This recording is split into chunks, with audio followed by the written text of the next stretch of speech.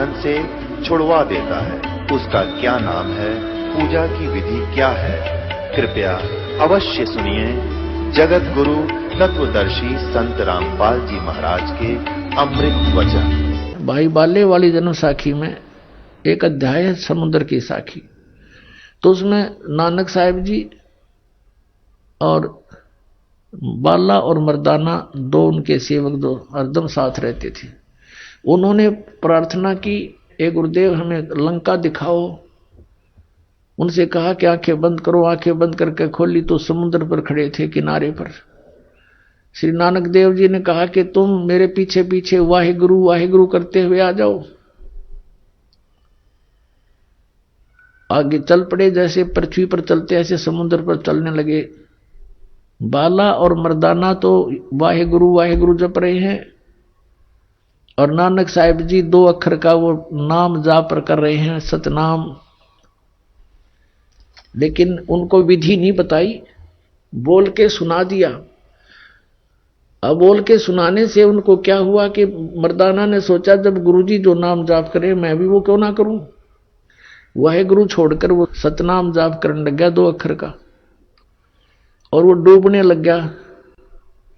तब नानक साहिब जी ने कहा कि मर्दाना तू वो जाप कर वाहिगुरु जो मैंने व्याख्या है, मेरी नकल मत कर। गुरु की नकल नहीं करनी चाहिए, गुरु जी की करने की तरफ नहीं देखा है। वचन पर डटना शिष्य का कर्तव्य होता है।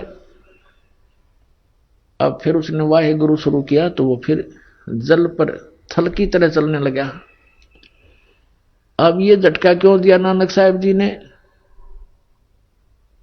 पुणात्मा आप तो बालक हो, बालक बुद्धि है आपकी, बच्चे हो भी।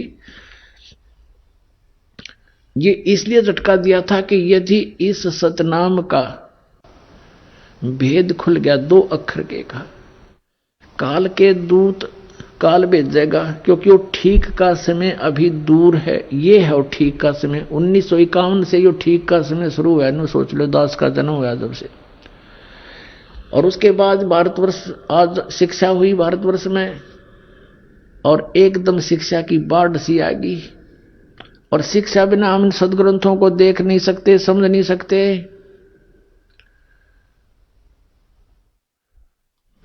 तो इसलिए उन्होंने मना किया था कि काल अपने पंथ बनाओगा, और उन पंथों के संतों के हाथ यदि ये सतनाम 2 अक्षर का लग गया तो ये भी वही नाम देंगे, और वो अधिकारी है नहीं इस नाम के देने के। तो बोली आत्मा ये समझेंगे कि नानक साहब जी जो नाम जाप करके पार हुए, हमारे गुरु जी भी वही तो दे रहे हैं, हम भी ठीक हैं। लेकिन पुण्यात्मा उन महापुरुषों को सख्त हिदायत थी परमात्मा की कि तुम जाप करो, कल्याण करवाओ, तुम अधिकारी हो। लेकिन अधिकारी तो ये और भी हैं, लेकिन इनको ज्ञान नहीं इस तरह का। और प्रत्येक ने ऊपर ले जाकर मैं छोड़ भी दूं तो सभी उस बात पर दृढ़ नहीं होते। जैसे हजरत मोहम्मद जी को भी परमात्मा लेकर गए थे, जैसे इन महापुरुषों को लेकर गए। मैं बार बार आपके समक्ष उनके नाम लेता हूं, लेकिन हजरत मोहम्मद ने, क्योंकि यहां उनकी प्रभुता घनी हो चुकी थी, लाखों शेष बन गए थे, तो उन्होंने वो स्वीकार नहीं किया सतलोक में वाले ज्ञान को। तो परमात्मा ने उसको वापस छोड़ दिया था। और कहते हैं हम मोहम्मद को वहां ले गयो सतलोक में, और इच्छा रूपी वहां नहीं रहो। उल्ट मोहम्मद महल पठाया, गुज बीरज एक कलमा लाया, रोजा बंग नमाज दे रे, बिस्मल की नई बात कही रे। अब जैसे तुम बिस्मल करते हो, ये हजरत मोहम्मद का आदेश नहीं है। उन्होंने केवल रोजा, बंग और नमाज, ये 3 चीज दी थी आपको। बिस्मल की नई बात कही रे। नबी मोहम्मद नमस्कार है राम रसूल कहाया, 1,80,000 को सौगंध जिन नहीं कर चलाया। अरस कुरस पर अल्लाह तकत है खालिक बिन नहीं खाली, वह पैगंबर पाक पुरुष थे साहिब के अब्दाली। अब कहने का भाव यह है कि हजरत मोहम्मद जी को भी परमात्मा ले गए थे, लेकिन वो नहीं रुक्या वहां पर, ना उस ज्ञान को स्वीकार किया। तो इसी प्रकार वो वेदों में लिखा है कि वो परमात्मा अपने दृढ़ भक्तों को मिलता है, उनको तत्व ज्ञान से परिचित कराता। ये दृढ़ भगत थे जो कह दिया सो फाइनल, आगे बिल्कुल उसकी कहीं पर जो है ना उसकी मैक भी नहीं जाने दी सतनाम क्या होता है।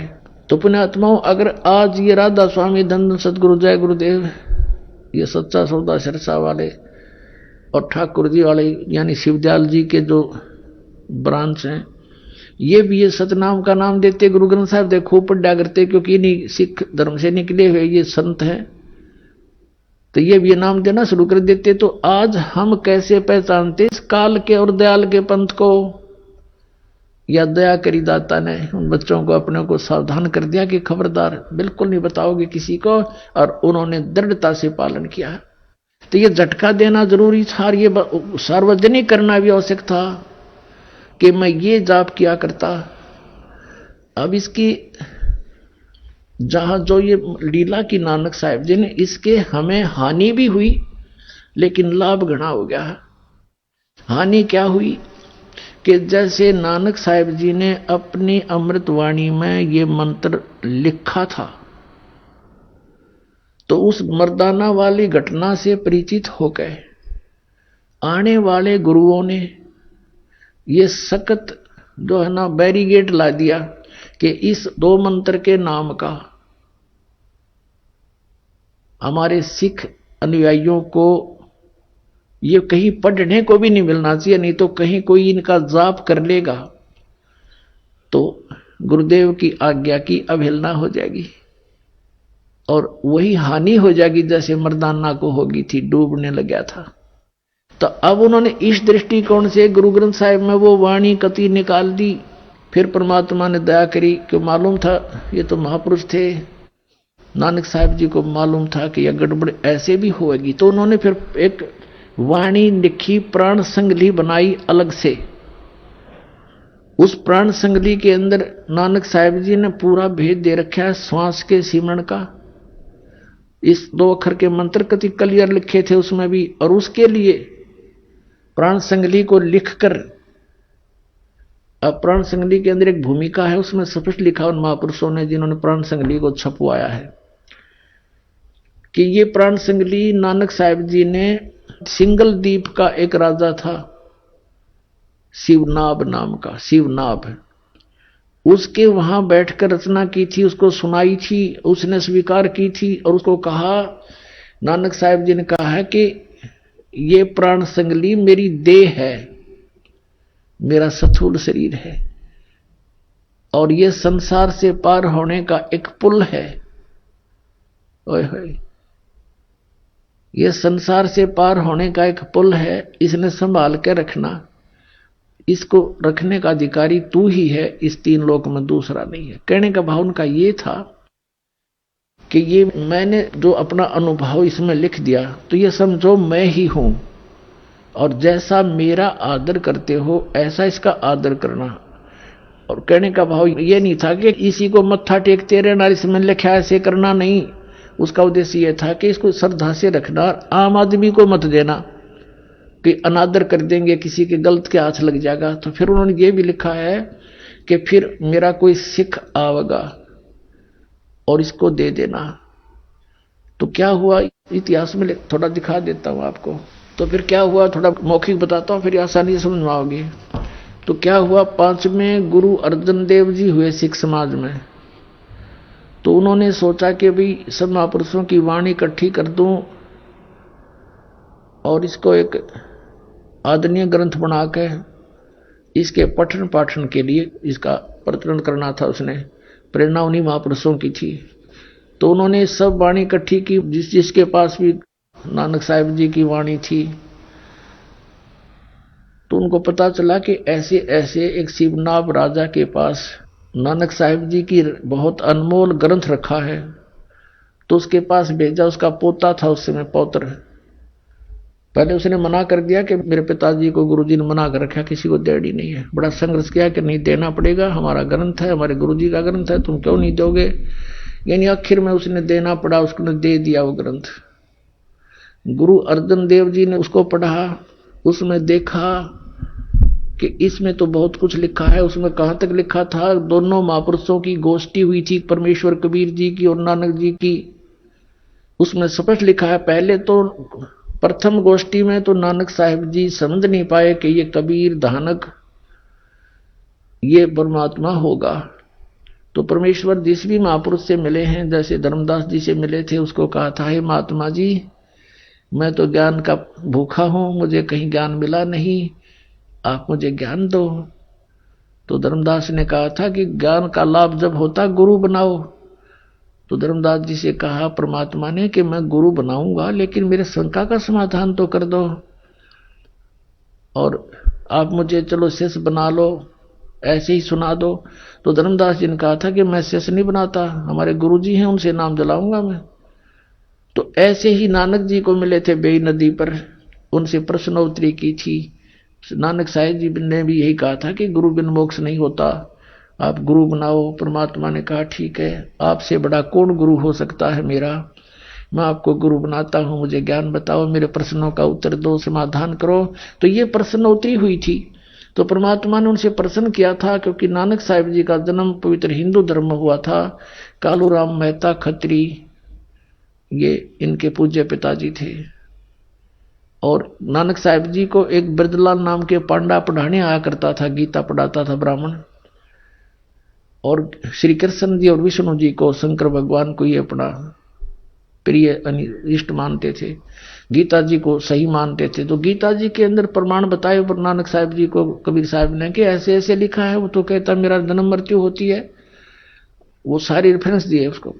तो नानक साहिब जी उस समय नहीं माने थे, लेकिन घायल हो गए थे, जख्मी हो गए थे कि ज्ञान सच्चा है, और अब के जब वो संत आ जावे तो मैं बात करूं उनसे। दूसरी रूप में परमात्मा फिर जिंदा बाबा के रूप में गए थे, और फिर उनको सचखंड लेकर आए थे, सचखंड वापस छोड़ा था।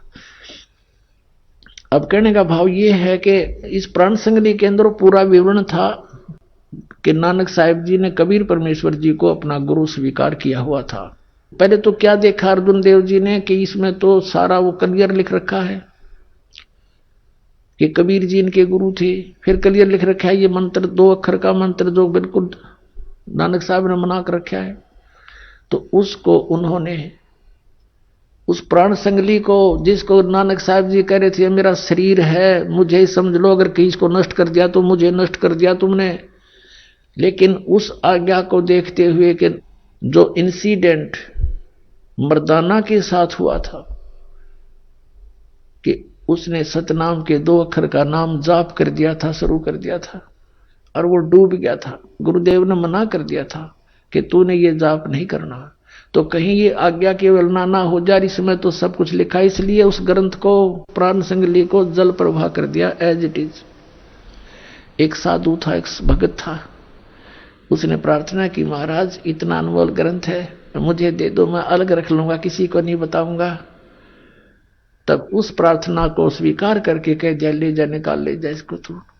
वो निकाल लिया। देख दया दाता की, काल ने कहां तक आड़ कर दी थी, कहां तक बात बिगाड़ दी थी। तो फिर भी अगर प्राण संगली में ना भी मिलता तो परमात्मा कहते हैं ना, काल के कहीं ना कहीं से वो रास्ता निकाल लाते परमात्मा, काल से बचाकर सत्य को। क्योंकि जन्म साखी, भाई बाले वाली जन्म साखी, समुद्र की साखी में क्लियर लिख दिया कि नानक साहब जी ये जाप करा करते थे, इसने ये मिटा नहीं पाए, कहीं छुपा नहीं सके। तो आज आपको समझने के लिए सुफिशिएंट है कि कौन है वो 2 अक्षर का मंत्र और किस उद्देश्य से मना किया था नानक साहब जी ने। और फिर साथ में ये भी कहा कि ये मंत्र है जाप करने के और कोई मंत्र नहीं है, और ये पूरे गुरु से लेकर जाप करना। यानी उस समय इनको छुपाना जरूरी था। अब वर्तमान में ये दास भेज दिया उन महापुरुषों ने, परमात्मा ने भेज दिया कि अब इस नाम को दो और सबका कल्याण हो जाएगा। सभी यहां आ रहे हैं बार बार जन्म लेकर के।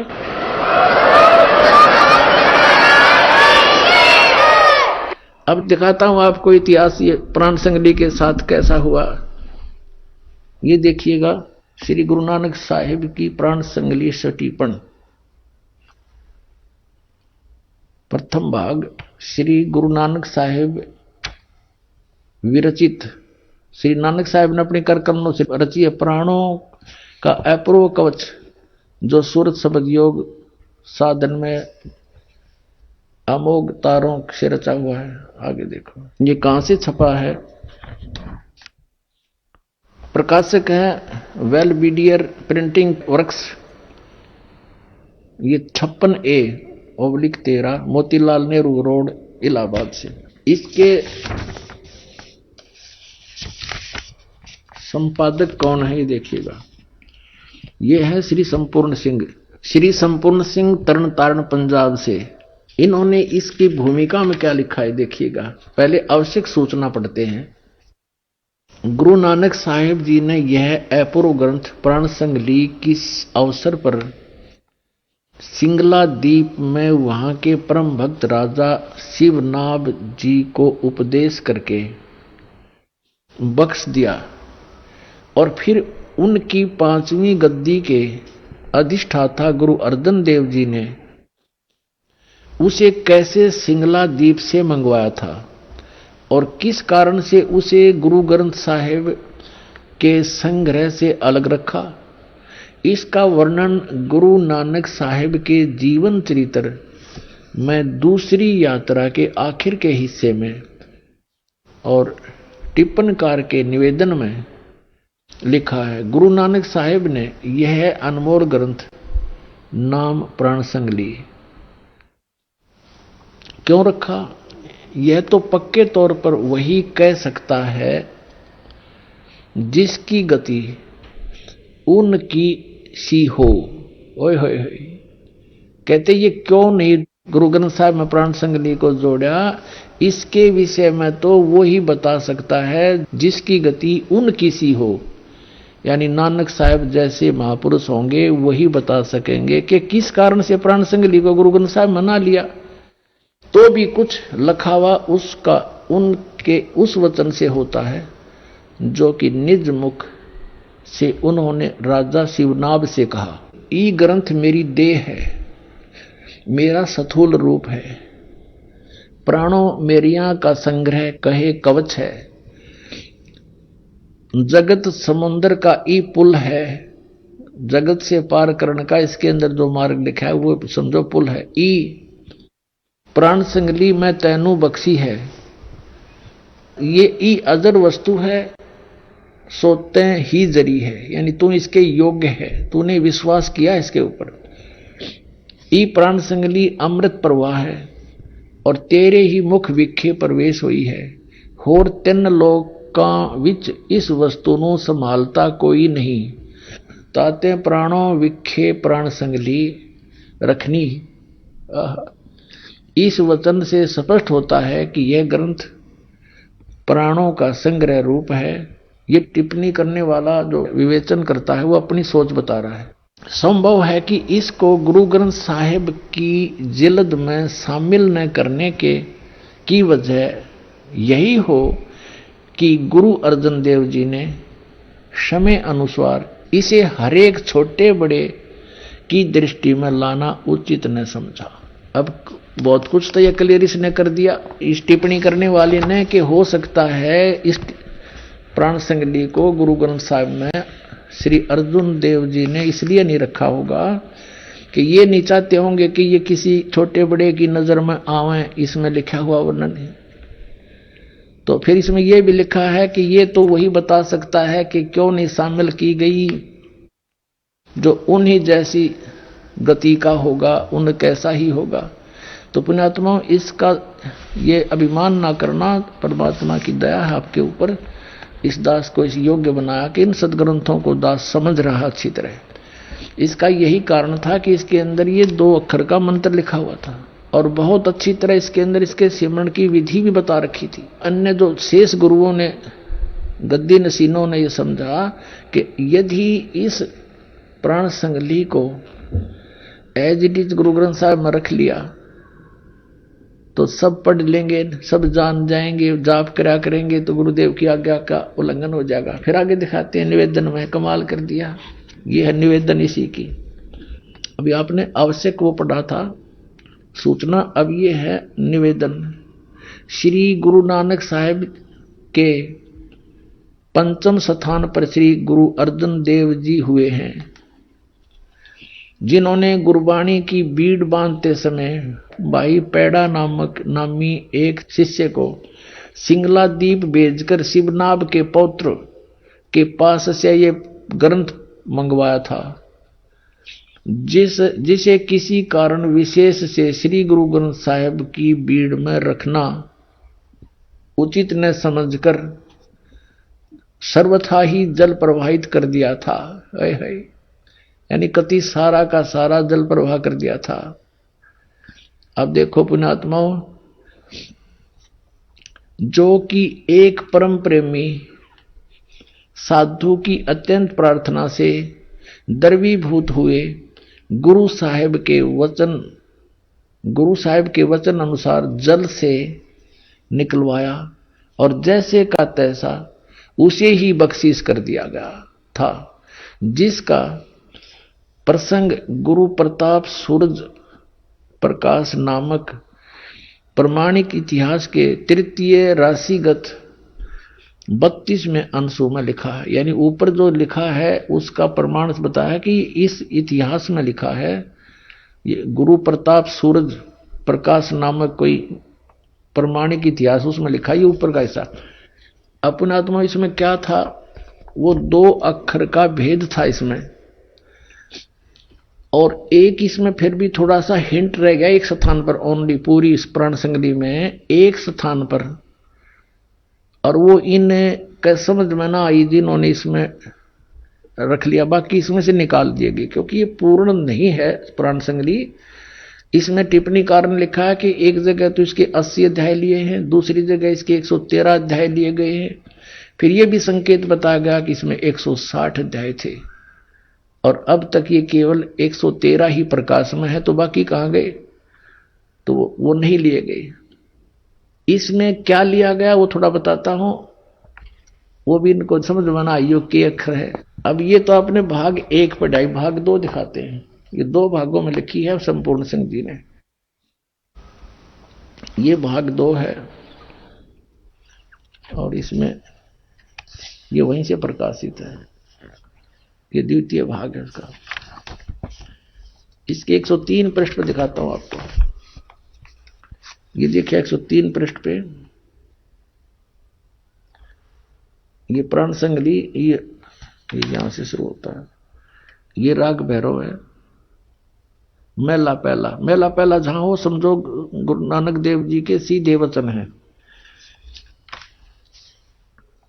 इसमें क्या लिखा है 103 पृष्ठ पे, दूसरा भाग, इसमें लिखा है कि साध संगत मिलिया मन माना, और ना मैं ना, ये ओम है स्पष्ट, ये ना मैं ना है, यो है इसके साथ लगना था, ये गलती से इसके साथ लग गया, नहीं इसका हूं समझ लिया हूं, ये है ना मैं ना ओम सोहम जाना है। यहां इस ना का अर्थ है नाम, तेरा के ना है, जैसे हम सिंपल भाषा में बोलते हैं, और पंजाब क्षेत्र में भी यही बोलते हैं, लगभग मिलती जुलती भाषा, तेरा की ना है, तो ये ना मैं ना, तेरा की नाम है, ना मैं ना है, ओम सोहम जाना, नामों में नाम, ओम सोहम जाना, ये 2 अक्षर का ये है। अगर ये इसके साथ ना जुड़ा होता तो इसमें भी नहीं रहता, यो इसको भी निकाल देते बिल्कुल। अब इसके लिए थोड़ा सा और आपको स्पष्ट करते हैं, ये देखो, ये है 150 पृष्ठ पे, और इसके यहां क्या है ये देखो, ये ओम है ना, ओम दर है, तो यहां कोई इसको गलती नो ना समझ ले भाई हूं लिखा हूं नहीं है ये, क्योंकि उसका कोई सेंटेंस नहीं बनता वैसे तो। अब इस ओम को इन्होंने टिप्पणी की है 2 नंबर पे, इस ओम को ऐसे लिखा है, इसको ओम दर है ना, ओम दर, तो इसका औ कहते, फिर पंजाबी में अगर औ कहते फिर यहां भी औ होना चाहिए था ये, तो यहां इसको ओम दर स्पष्ट कर दिया, ओम अलग दर अलग, ओम दर, तो ये वही ओम है। तो यहां फिर 103 पृष्ठ में फिर देखो, इसमें स्पष्ट लिखा है। 103 पृष्ठ पर हम फिर आगे हैं इसी पर दूसरे भाग में। यहां फिर देखो, साध संगत मिलिया मन माना है, और ना मैं नहा, ये एक बिंदी है, दो नहीं। ना मैं नहा ओम सोहम जाना, ना है नामों में नाम है ओम सोहम, ये जाना। ये सब नामों में एक श्रोमणी नाम, ये दो मंत्र का है। और इसे क्या बताते हैं? सगल भवनमय एक का ज्योति, सतगुरु पाया सहज स्रोत, और नानक कलबिस काटता ही सहज मिले अमृत सिंचाई। कि इस दो मंत्र के नाम ते ये कलबिस माने पाप कटते हैं। अपने आत्माओं, जैसे अभी तक ये सदग्रंथ पवित्र चारों वेद, पवित्र श्रीमद् भगवत गीता, पवित्र 18 पुराण और पवित्र गुरु ग्रंथ साहिब, पवित्र बाइबल, पवित्र कुरान शरीफ, इसको बड़ी चाव से, बड़ी श्रद्धा से सभी अपने धर्म के लोग पढ़ा करते थे, लेकिन समझा कोई नहीं। जिन महापुरुषों ने लिखा, अब उनके लेख को, टीचर के लिखे हुए लेख को टीचर ही बता सकता है, विद्यार्थी नहीं जान सकते थे। उसने सिर पर धर कर घूमते रहो। अपने आत्माओं, जैसे गुरु ग्रंथ साहिब को इन महापुरुषों ने, तो 10वें गुरु जी थे, उन्होंने ये कह दिया कि भाई आगे गुरु नहीं होना चाहिए, और तुम इस गुरु ग्रंथ साहिब को ही सिरोधार्य मानो। ये महापुरुषों के लिखे हुए विचार उनकी देह है, उनका शरीर है, इसका आदर करो। तो पुण्यात्मा, उन्होंने ये नहीं कहा था कि इसमें लिखे हुए के अनुसार ना करना, उन्होंने ये अवश्य कहा था कि ये सिरोधार्य हो, इसमें अनमोल वचन है। अब कोई यही तक सीमित हो जाए कि हमने तो बस गुरु ग्रंथ साहिब को मान लिया, इसको पढ़ते रहेंगे, ये हमारा गुरु है, इसके अंदर तो पुण्यात्मा वो धन दाब गए, वो महापुरुष जिसको आप समझ नहीं पा रहे, उसके लिए भेदी की आवश्यकता पड़ेगी। और गुरु नानक साहिब जी बार बार कहते हैं कि गुरु बिन परमात्मा की जो साधना भी करते हैं वो व्यर्थ है उनकी। सतगुरु वक्त गुरु हो, उसकी सेवा करे, उससे ज्ञान ग्रहण करे, तब मोक्ष होगा। ऐसे ही पवित्र गीता, पवित्र पुराण, पवित्र चारों वेद, ये 5500 वर्ष हो गए लगभग लिखे हुए, और आज तक इनको कोई समझ नहीं सका इस दास के अतिरिक्त। ये खजाना दबा था, इसके अंदर लिखा कुछ, कर कुछ रहे थे। तो इस दास के ऊपर कृपा की परमात्मा ने, जो आपके समक्ष उस गूढ़ रहस्य को रूबरू करा। अब ये जो सदग्रंथ हैं, अगर इनमें गुरु भेदी नहीं ढूंढा तो ये धन दबा दबा रह जाएगा, यूजलेस आपके लिए। एक समय एक सेठ था, उसने अपना सारा धन अपनी बही में पैड पे लिख दिया, डायरी में, कोड वर्डों में, और बच्चों को पता था कि हमारे पूर्वज ऐसे ही करते आते हैं। उस सेठ की अचानक मृत्यु होगी। अब उस लाला जी ने, उस धनी ने अपने आंगन में एक बेड़े में वो बना रखा था मंदिर, मकान के साथ ही। तो उसने बही में लिख रखा था कि चांदनी 14, यानी चांदनी 14 शुक्ल पक्ष की 14 को रात्रि के 12 बजे मंदिर के गुंबद में इतना इतना इतना इतना धन, इतना सोना, इतनी चांदी, इतने रुपये चांदी के रखे हैं। और पिताजी की अंतोष्टि करने के उपरांत उन्होंने अपने वो संभाली डायरी, पिताजी के लिखे हुए लेख, उसमें पढ़ा के मंदिर के गुंबद में बहुत सारा धन दाब रखा है। उन्होंने रात्रि में मंदिर फोड़ दिया, गुंबद ढा दिया, उसमें कुछ नहीं पाया। बड़े दुखी हुए कि पिताजी ने तो बहुत हमें भ्रमित कर दिया, दाबा कहीं और है, लिख दिया मंदिर में, गुंबद में तो पाया नहीं।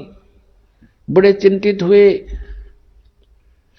एक दूसरा सेठ उनका शोक व्यक्त करने आया वहां पर, वो जानकार था इन कोड वर्डों का।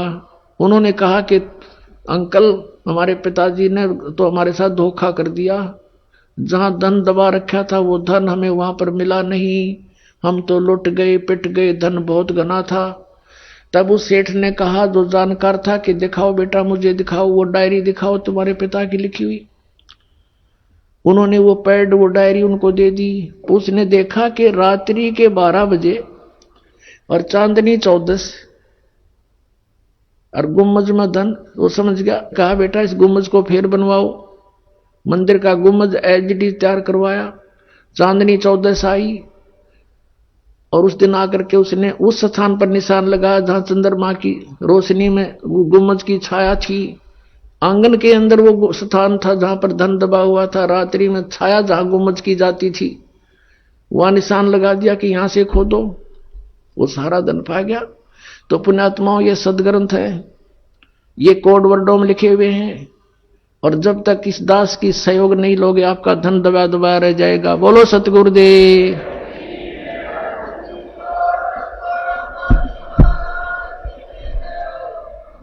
परम पिता परमात्मा पूर्ण ब्रह्म सर्व सृष्टि रचनहार कुल मालिक कबीर परमेश्वर जी की असीम कृपा से आप सभी पुण्यात्माएं सत्संग सुन रहे हैं। परमात्मा की रजा के बिना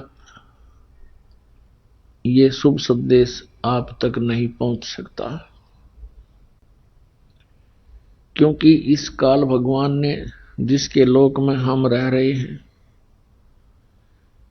इसने वो सब अपने अस्त्र शस्त्र प्रयोग कर रखे हैं जिससे हम परमात्मा से दूर रहें, परमात्मा की भक्ति हम ना करें।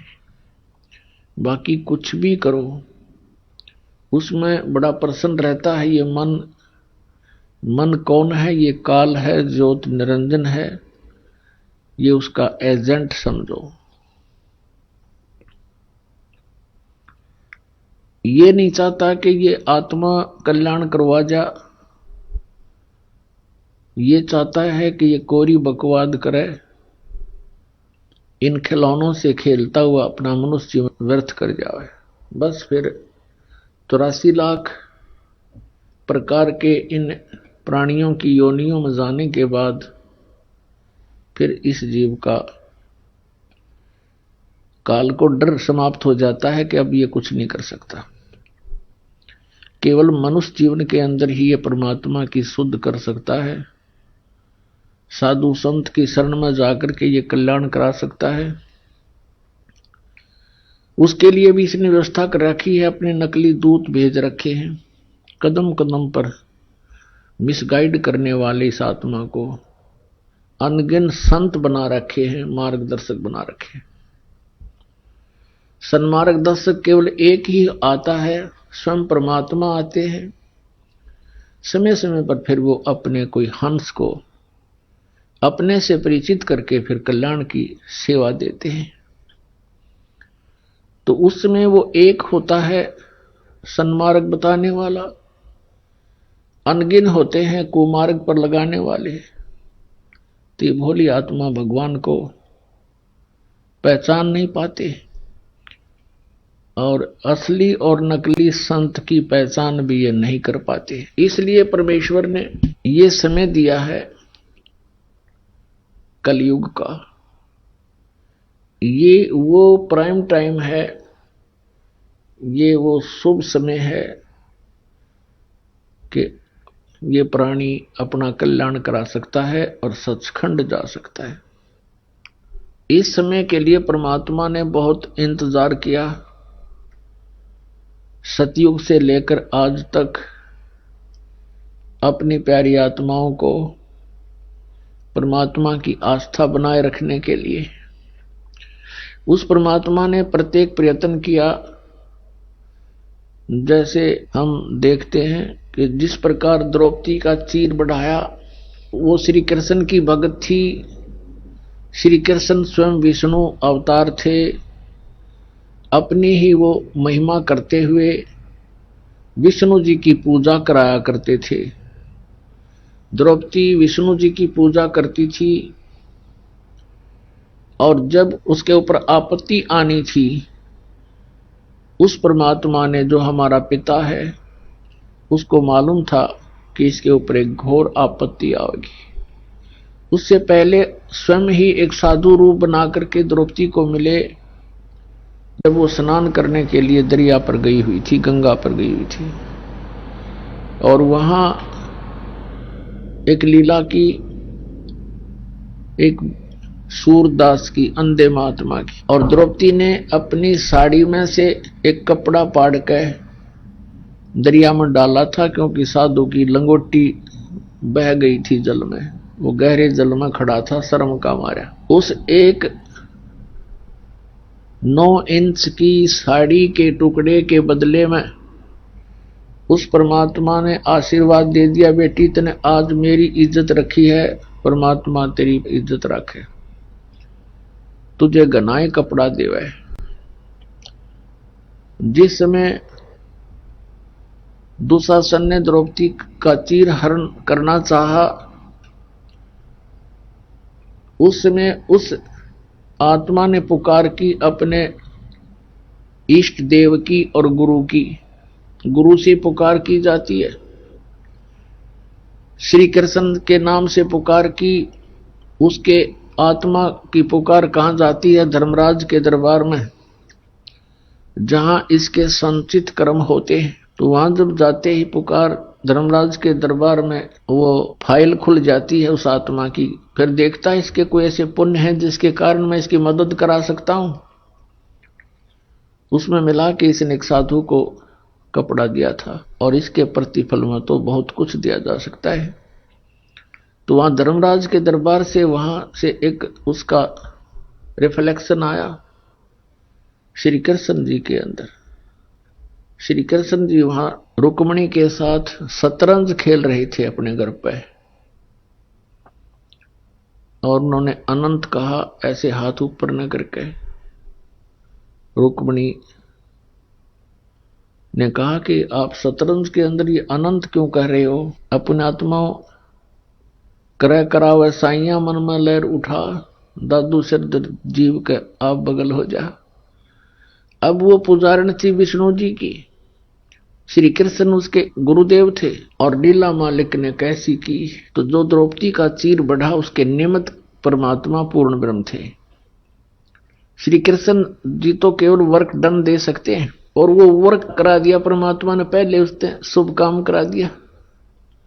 कहने का भाव यह है कि भक्ति को जीवित रखने के लिए इस कलयुग तक परमात्मा ने ये नहीं देखा कि विष्णु का पुजारी है तो कोई बात नहीं, इसकी आस्था बनी रहे। आस्था बनी रहेगी, भगवान की चर्चा चलती रहेगी, तो फिर उस कलयुग तक ये भक्ति जीवित रह जाएगी। तो पुण्यात्मा, अब वो समय आ गया है कि पूरा विश्व पार हो सकता है। मनुष्य शरीर हो और ये सतनाम और सारनाम प्राणी को प्राप्त हो, मर्यादा में रहता हुआ, आजीवन भक्ति करता हुआ सहज में परमात्मा प्राप्ति कर सकता है और अमर हो सकता है। पुण्यात्माओं, सबसे पहले हमने परमात्मा को पहचानना है। आजा बंदे शरण राम की, फिर पाछे पछतावेगा। बालू की भींत पवन का खंबा, कब लग खैर मनावेगा। काल बली तेरे सिर पर बैठा, भुजा पकड़ ले जावेगा। मात पिता तेरा कुटुंब कबीला सारा ही खड़ा लखावेगा। फिर कहते हैं धर्मराय तेरा लेखा लेगा, वहां क्या बात बनावेगा। लाल खंभ से बांधा जा बिन सतगुरु कौन छुटावेगा। दिया लिया तेरे संग चलेगा, धरा ढक्या रह जावेगा। कहे कबीर सुनो भी साधो, अपनी करनी के फल पावेगा। तो पुण्यात्माओं, हमने करनी ऐसी करनी पड़ेगी जिसका किया हुआ हम शुभ फल प्राप्त कर सके। तो इसमें कहा कि आजा बंदे शरण राम की, फिर पीछे पछतावेगा।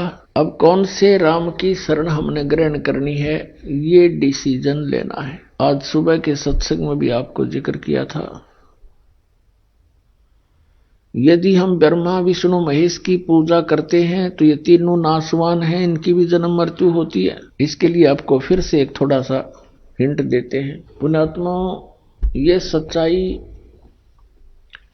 इतनी गहरी चली गई, दूर चली गई हमसे, हमने झूठ को सच मान लिया। अब वो सच हमारे हृदय में बहुत देर से समाती है, ठहरती है। लेकिन परमात्मा ने ऐसा ज्ञान दे दिया है, इसमें सच्चाई अवश्य स्वीकार्य होगी। इस ज्ञान के आधार से हम परमात्मा को पहचान कर और मोक्ष प्राप्ति करेंगे। तो इसके लिए रह रह कर ये प्रमाण दिखाना अनिवार्य हो गया, क्योंकि कोई पुण्यात्मा प्रथम बार ये सुनता है कि ब्रह्मा विष्णु महेश नाशवान है, इनकी जन्म मृत्यु होती है, इनके माता पिता हैं, तो एकदम स्ट्राइक होती है कि ये संत मेंटल तो नहीं है, इसका दिमाग खराब तो नहीं हो गया है। लेकिन बात इसके विपरीत होती है। इन अज्ञानियों ने हमें मेंटल बना दिया, अज्ञानी बना दिया, हमारा दिमाग खराब कर दिया, क्योंकि इन्होंने हमारे को शास्त्र विधि छोड़कर शास्त्र के विपरीत ज्ञान भर दिया। और ये सब काल का जाल था। हम उन नाशवान भगवानों की पूजा करके यहीं भटकते रहे, जन्मते मरते रहे, भूत प्रेत बनते रहे और कष्ट पे कष्ट उठाते रहे। आज हम आपको परमात्मा की पहचान कराते हैं। देखिएगा, श्रीमद् देवी भागवत गीता प्रेस गोरखपुर से प्रकाशित है। संपादक हैं हनुमान प्रसाद पोदार चिमनलाल गोस्वामी, और ये गीता प्रेस गोरखपुर से प्रकाशित है।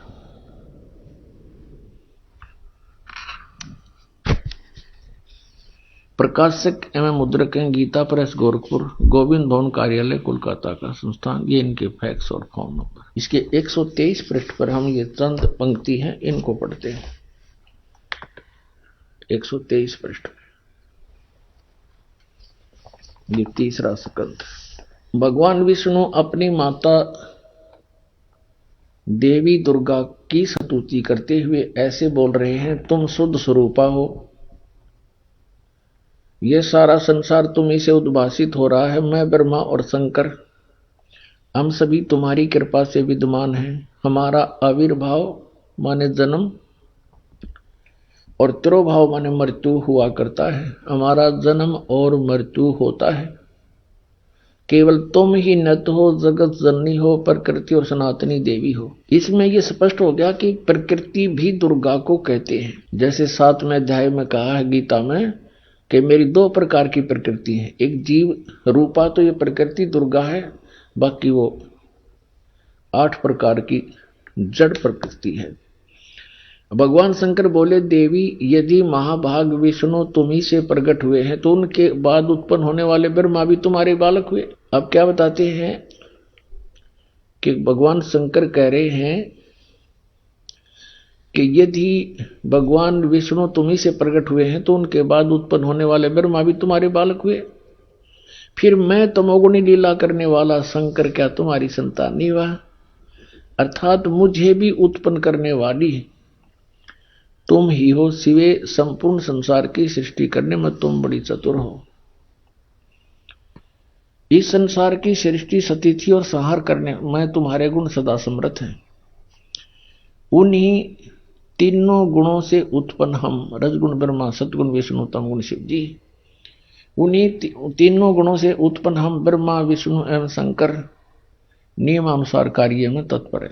पुण्यात्मा, इस पवित्र सतग्रंथ ने, पवित्र पुराण की 10 पंक्तियों ने 5 कंसेप्ट क्लियर कर दिए, 5 पॉइंट साफ कर दिए। एक तो ये कि ब्रह्मा विष्णु महेश नाशवान है, इनकी जन्म मृत्यु होती है। दूसरे, इनकी माता दुर्गा है, देवी दुर्गा जी। तीसरा ये हो गया कि दुर्गा प्रकृति भी कहलाती है। रजगुण ब्रह्मा, सतगुण विष्णु, तमगुण शिव जी। चौथा ये हो गया। और 5वां ये हो गया कि केवल नियमित कार्य ही कर सकते हैं, जिसके जैसे कर्म है वैसा ही इनको दे सकते हैं। इसमें ये कोई परिवर्तन नहीं कर सकते। अब ये तो स्पष्ट के ब्रह्मा विष्णु महेश नाशवान है, इनकी पूजा करेंगे तो हमें कोई लाभ नहीं, हम अमर नहीं हो सकते।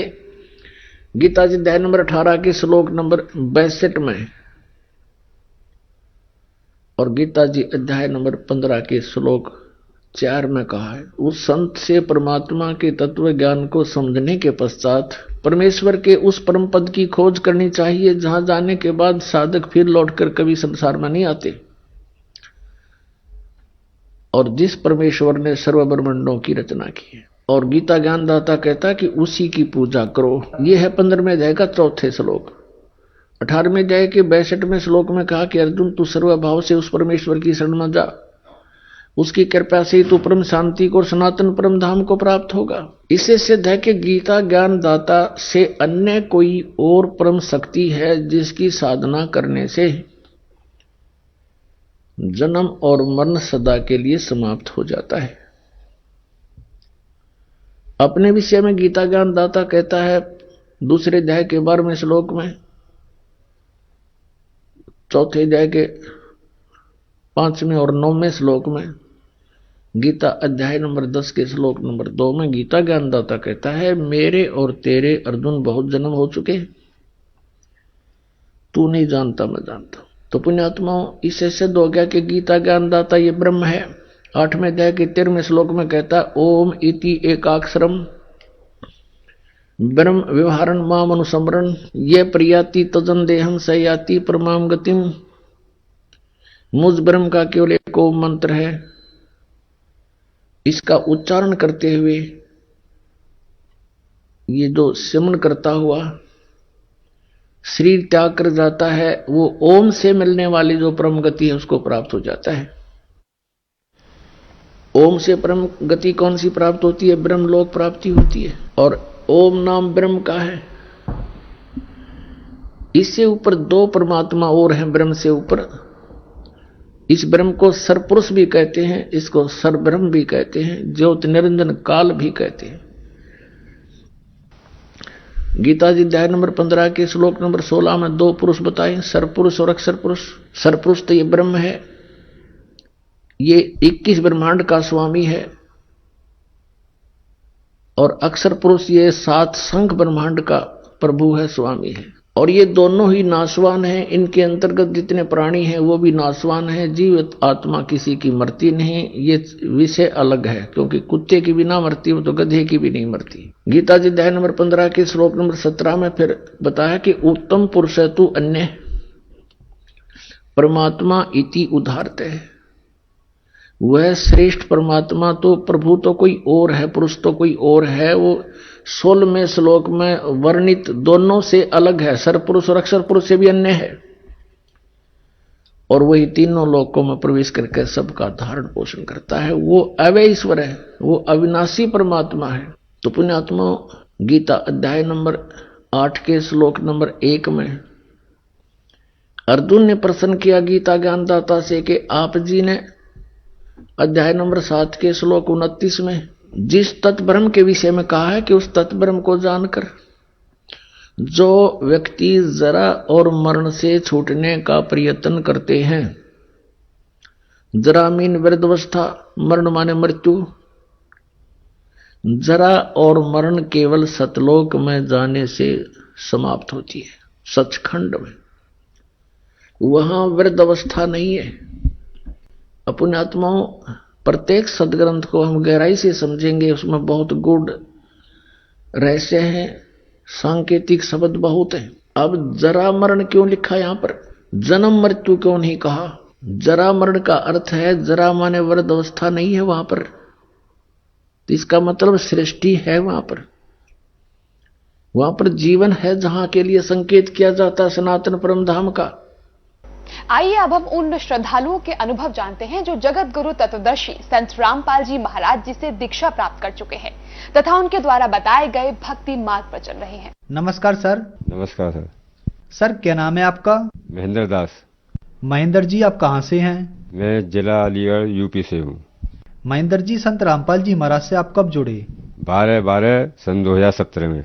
संत रामपाल जी महाराज से नाम दीक्षा लेने से पहले क्या आप कोई भक्ति साधना भी करते थे? मैं बहुत भक्ति करता था। जो यानी मैं गंगाई नहाने जाता था, जय नंगे पैर जाता था। मुझे भक्तों ने जय यानी और भक्त थे कहाँ जय, उन्होंने बताया कि गंगाई नहा भाई तू अपनी प्रेत होगी जय, तेरा सही हो जाएगा जय। तो मैं बहुत परेशान था, इतना परेशान था मेरी टांगें सूज गई थी जय, चला फिरा भी नहीं जाता था जय। तो मैं इतना परेशान था कि बहुत तरह से। तो एक मैंने गुरु बनाए थे अपने जय, तो वो बोले कि तू अब जो गंगाई नहा अपनी प्रेतों की जय। तो जब मैं प्रेतों की गंगाई नहाने जाता था, फिर उसके बाद में जो है कुछ कष्ट हुए। तो कुछ दिन बाद जो है जो मेरे गुरु बनाए थे, उस गुरु ने मेरे लिए, मेरे एक साथी थे, उन्होंने जो है मेरे ऊपर चक्कर करा दिया था। तो मैंने उनसे कहा कि मेरी फूफा ये तुमने गलत किया मेरे साथ में, ये मुझे खून की उल्टी हो रही है। क्या नहीं ऐसा कुछ नहीं है, नहीं है कैसे नहीं है। तो वो नहीं माने, मैंने कि मुझे ठीक कर दो, कहा है क्या नहीं ठीक हो जाएगा तुझे। नहीं ठीक हुआ, मैंने डॉक्टरों को दिखाया बहुत जो है। तो एक मुझे भक्त अलग से मिला जो है, तो वो मेरा जानकारी का था, तो मैंने उससे जो इलाज कराया। तो उसने कहा कि भाई तेरे ऊपर तो ये घात भेजी हुई है और तू तो मर जाएगा भाई, कहाँ है भेड़ देनी पड़ेगी। तो मैंने कहा यार भेड़ तो नहीं दूंगा भाई, गोला फोला ले सकता है, कुछ और ले लीजिए। तो बोला कि भाई नहीं भेड़ तो देनी पड़ेगी, जब सही होगा तू। तो मैंने कहा भाई हत्या तो नहीं करनी कहाँ है, अगर मैं ले करके उसे छोड़ सकता हूँ मुझे। तो बोला ठीक है। तो हम यानी वहाँ गए हम जो है, तो उस देवी के जा करके जो है वहाँ हमने बकरा छोड़ दिया। फिर उसके बाद में उसने भी कहा कि गंगाई नहाओ तुम अपनी प्रेतों की जो है, तब सही हो गई। मैं गंगाई नहाता रहा तो भी परेशान रहा, मैं परेशानी में जूझता रहा जो। फिर मैं जूझता रहा, परेशान रहा, और जो घर से भी बर्बादी के लक्षण बन गए। तो फिर मैं जो है फिर देवी देवता की पूजा करता है। तो देवी देवता कहते तू अपना गुरु बना ले, जो मेरे पहले गुरु थे वो खत्म हो गए थे। तो उसके बाद में वो कहा उन्होंने कोई गुरु बनाए। मैं रात को सोता था और उन मंत्रों को याद करके नहीं, तो वो कहते गुरु बना ले तुझे। कि भाई अब मैं ये सोचा मैं गुरु किसको बनाऊं, मुझे कोई गुरु नहीं दिखता था कहाँ जाए। तो मैं एक से धन सतगुरु के उसमें डेरे में गया जाए, मेरे साथी थे, पास में एक मास्टर थे, उन्होंने कहा कि भाई तू ना इसमें सच्चा सौदा में चल कर आ जाए और तो तेरा सब कल्याण हो जाएगा जाए। तो मैं गया वहाँ पर जाए उनके कहने से जाए। जब मैं गया तो कहा जाए मैंने वहाँ का माहौल देखा, वहाँ तो ऐसे जैसे ही कहा में पैंट लगती है इस तरह से वहाँ का माहौल देखा मैंने जाए। और नामदान तो ले लिया मैंने वहाँ से जाए, मगर मेरा मन नहीं करा चाहा वहाँ से। फिर एक दिन जा करके जो है फिर नहीं गया मैं उनके यहाँ, उनके डेरे में झड़ जो है नहीं गया। तो अब इसी तरह से मेरी तड़फ थी कि मेरा गुरु कोई सच्चा सही मिले, अच्छा रास्ता बताने के लिए, जो परमात्मा की शरण में पहुंच जाऊं मैं। फिर वो बोला मेरे भाई कि भाई साहब जो है नामदान ले लो जे। मैं नामदान मैं आज ही लूंगा फिर संत रामपाल जी के यहाँ। तो मैंने कहा चलो मैं ये आज ही नामदान दिलवाइए नामदान केंद्र से। कि कहाँ पर है, मैंने कहा जलालपुर है। तो मैं वो ले गए मुझे बुला करके, जब मैं नामदान लिया। संत रामपाल जी महाराज से नाम दीक्षा लेने के बाद आपको क्या क्या लाभ प्राप्त हुए?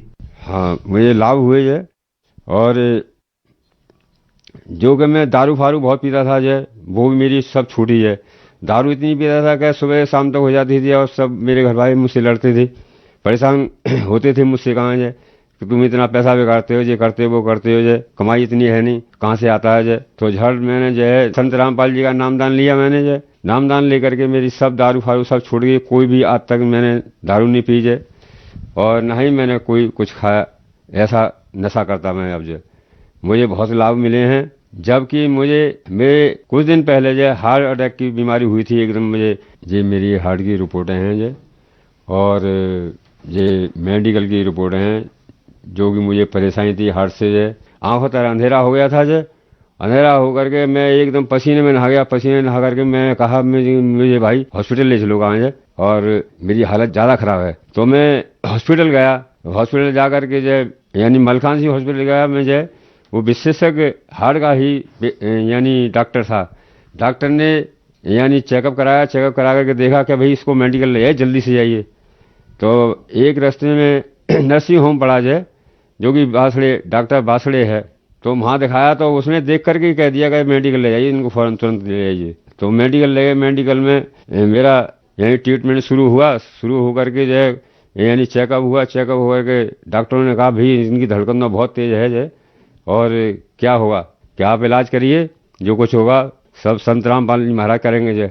तो मेरे एक इंजेक्शन लगाया उन्होंने जे, इंजेक्शन लगा करके जे थोड़ा मेरे दर्द बंद हुआ, धड़कन कम हुई जे। तो वहाँ से मुझे फिर रेफ़र कर दिया बाढ़ में जे।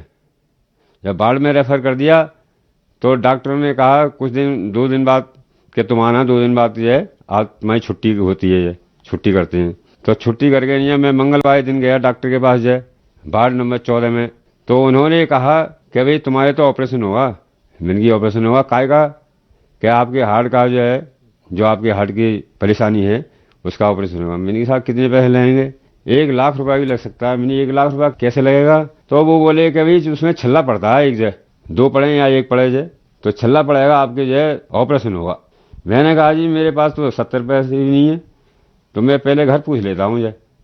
मैं घर आया, घर आ करके जो है मैंने कुछ दिन देखा मैंने कि मेरी कोई परेशानी बढ़ती है आगे को नहीं बढ़ती है, तो मुझे परेशानी हुई। तो मैंने संत रामपाल जी के यहाँ मैंने अपनी प्रार्थना लगाई और प्रार्थना करके दूसरे दिन खबर मिली कि आपको परमात्मा दया करेंगे जय, आप ठीक हो जाओगे और कोई भी परेशानी नहीं होगी। तो जब से अब तक मुझे कोई भी परेशानी नहीं हुई है। मैं संत रामपाल जी की कृपा से जय मैं बिना ऑपरेशन के ठीक हुआ हूँ और कोई मुझे परेशानी नहीं है, कैसी भी किसी भी तरह की परेशानी नहीं है शरीर के अंदर जय। मैंने जब से अब तक का किसी भी चीज की गोली एक भी गोली नहीं खाई है आज तक जय, जिससे कि मैं स्वस्थ हूँ, बढ़िया हूँ। और मेरी पत्नी के हड्डी बढ़ गई थी गर्दन की जय। जब गर्दन की हड्डी बढ़ गई थी तो मैंने बहुत दिखाया डॉक्टरों को, प्राइवेट ही दिखाया, यहाँ मेडिकल में ही दिखाया। मेडिकल में कहा भी ऑपरेशन होगा तो इनकी नजर चली जाएगी और कोई सक्सेस नहीं हो सकता है, ये भी नहीं कह सकते हम जय। तो किसी ने एक पड़ोसी ने बताया कि तुम ऑल इंडिया हॉस्पिटल ले जाओ जय और वहाँ दिखाओ। तो मैं वहाँ 1 हफ्ते तक रहा जय, तो मेरा बहुत पैसा खर्च होगा, कम से कम 50,000 रुपये खर्च हो गए थे। तो वहाँ 1 हफ्ते रहा, वहाँ पे भी यही कह दिया कि भाई आप जो है एक्सरसाइज कराइए, ये ठीक नहीं होंगी जय, आप एक्सरसाइज कराइए और इनकी यही एक्सरसाइज करती रहेंगी तभी चलती रहेंगी। उन्हें ऑपरेशन होने से इनकी नज़र भी जा सकती है, कोई सक्सेस भी नहीं हो सकता ऑपरेशन। तो आज उन्होंने जो नामदान लिया संत रामपाल जी महाराज से नामदान लेकर के जो उनके आज तक जो हड्डी गर्दन की हड्डी में जो बिल्कुल ठीक है और कोई भी दर्द नहीं है, कोई भी परेशानी नहीं है, कोई भी किसी भी प्रकार की परेशानी नहीं है आज तक। जो वैसे घर बार में सब अमन चैन है समझे।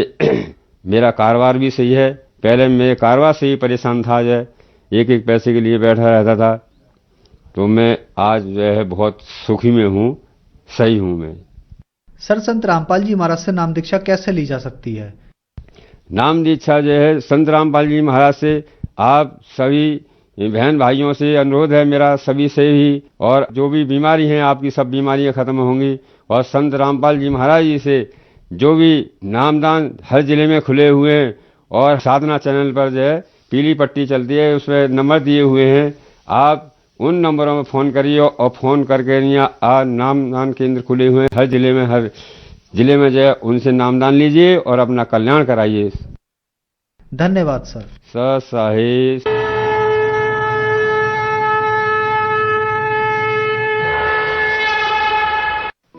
आप सुन रहे थे जगत गुरु तत्वदर्शी संत रामपाल जी महाराज के मंगल प्रवचन।